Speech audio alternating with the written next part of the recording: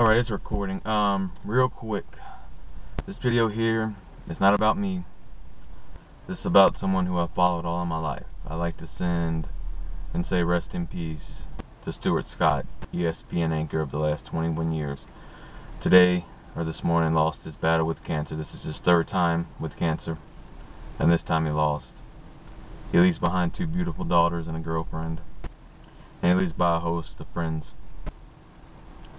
and people that he touched along the way. This guy was a fighter. Through his cancer battles, he was a workout fanatic. He's like, you know what? Even though I have cancer, I'm not going to let it beat me. I'm going to fight it, and I'm going to live my life, and that's what he did. And even through his battles, he would help people in need if they needed it.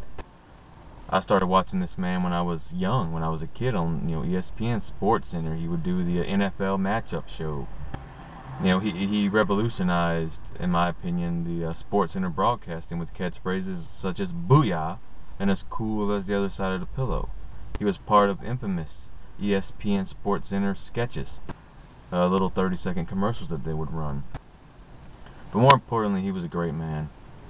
And when I heard about it this morning, the first thing I turned on the TV, it's playoff football time. I turned to ESPN and I'm like, Chris Berman is in a sad demeanor, and the next thing that comes up, Stuart Scott, 19, oh God, 19, see, I think he's 49, but anyways, he died, and it had the years at the bottom. I'm trying to calculate the math in my head. I'm trying to go back 50 years ago would be 1965, so I guess 1965 to 2015, so he was going to turn 50 this year.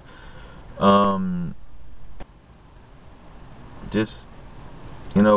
what bothers me the most, I'm going to put a link to his ESPN SB speech that he had in July of this year, where you got to hear this speech.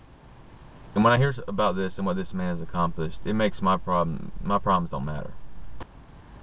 And, I hate to even mention this, but this guy had so much support through his battles. He was a great man. He had a lot of willpower. He was very strong. He was a fighter. But a key to his continuing on was the support that he had from his family and his friends. Now, my battles with depression and anxiety are nowhere near the battles with cancer. But when you do not have support, when you do not have a network of people you can depend upon in your times of need, it makes it much more difficult.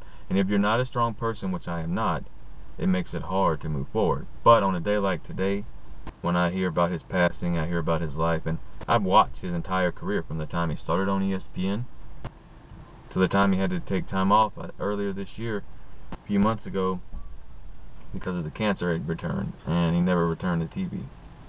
He was constant on Monday Night Football Countdown, and one day I'm watching and he's not there, and I'm wondering where he is, and that's when I learned about his return of cancer.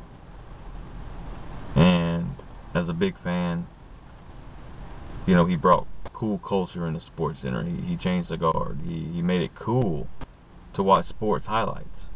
And I remember coming up that, I like to sleep with the TV on. It's hard for me to fall asleep without it on. I would set my sleep timer, so obviously it cuts off on its own, but I would always, if it wasn't wrestling, it was Sports Center. And early on, in the early days, Stuart Scott worked a lot of the overnight Sports Centers, and before he really got famous. And even as he got famous, he did the late night Sports Centers on occasion, and it was always awesome, to go to sleep to the sounds of Stuart Scott calling the highlights of the day and some of the catchphrases he was come up with. And if you're not a sports fan, you don't know anything about Stuart Scott, I'll put I'll put his speech where he accepted a Lifetime Award at the ESPN SB Awards in July, where he talked about the most important things to him were his 2 daughters.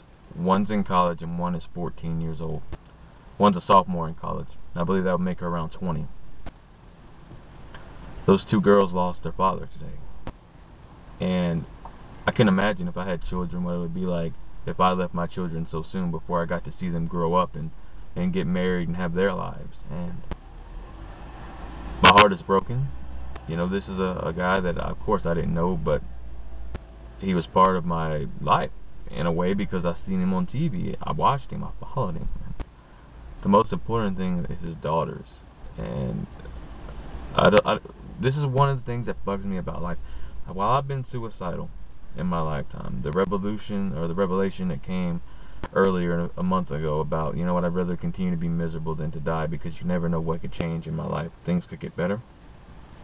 When I hear about a man at 49 having to have cancer 3 times, beat it twice, gets it 3 times, and then loses the battle, but he kept fighting through, he kept doing his job until he couldn't do his job anymore. And he had 2 daughters, and the fact of the matter, why in the world was he taken away? This man was great. He gave a lot to the world, and to his family, and to his friends. When his friends, some of his friends, he had colleagues in the world of sports and ESPN that went through cancer, or one of them had a heart attack, and Stuart Scott was always one of the first people to reach out to them when they were in the hospital recovering. Even through his own cancer fights, he would always be there for others.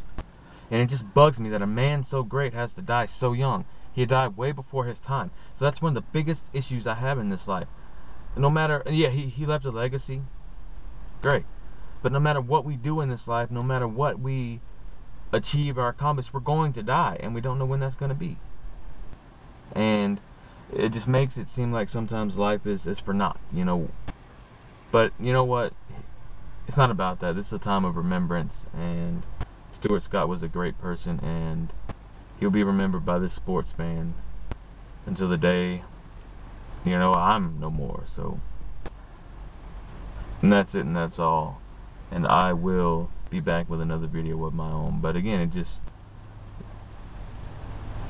I know it sounds kind of down, and to say, you know what, no matter what we do in life, we're just gonna die. But that's how I feel. It's like, why do we have to die so soon? Why can't we live longer? That's the issue. Like I said, my revelation about wanting to continue to live no matter how miserable I am, I don't want to die anytime soon.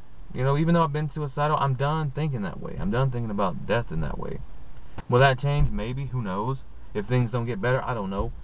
But the thought of the matter is how someone that had so much to offer this world, and did offer the world, and he's not the only one who's died too soon. I don't get it.